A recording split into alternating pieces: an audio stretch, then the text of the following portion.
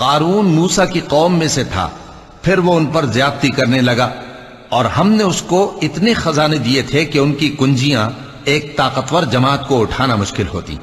جب اس سے اس کی قوم نے کہا کہ اترائیے مت، کہ اللہ اترانے والوں کو پسند نہیں کرتا، اور جو مال تم کو اللہ نے عطا فرمایا ہے اس سے آخرت کی بھلائی طلب کیجئے اور دنیا سے اپنا حصہ نہ بھلائیے، اور جیسی اللہ نے تم سے بھلائی کی ہے ویسی تم بھی لوگوں سے بھلائی کرو، اور ملک میں طالب فساد نہ ہو، کیونکہ اللہ فساد کرنے والوں کو دوست نہیں رکھتا۔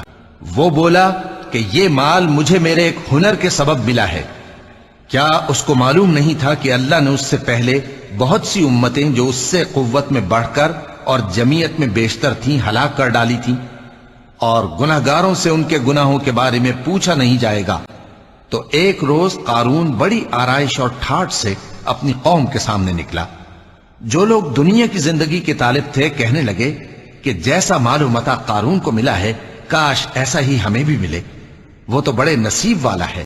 اور جن لوگوں کو علم دیا گیا تھا وہ کہنے لگے کہ تم پر افسوس، مومنوں اور نیکوکاروں کے لیے جو ثواب اللہ کے ہاں تیار ہے وہ کہیں بہتر ہے، اور وہ صرف صبر کرنے والوں ہی کو ملے گا۔ پس ہم نے قارون کو اور اس کی حویلی کو زمین میں دھسا دیا، تو اللہ کے سوا کوئی جماعت اس کی مددگار نہ ہو سکی اور نہ وہ بدلہ لے سکا۔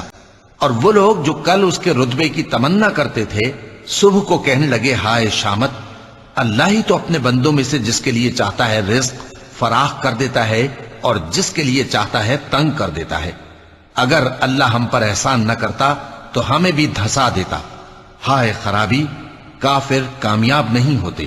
اور قارون اور فرعون اور حامان کو بھی ہلاک کر دیا، اور ان کے پاس موسیٰ کھلی نشانیاں لے کر آئے تو وہ ملک میں مغرور ہو گئے، اور وہ ہمارے قابو سے نکل جانے والے نہ تھے۔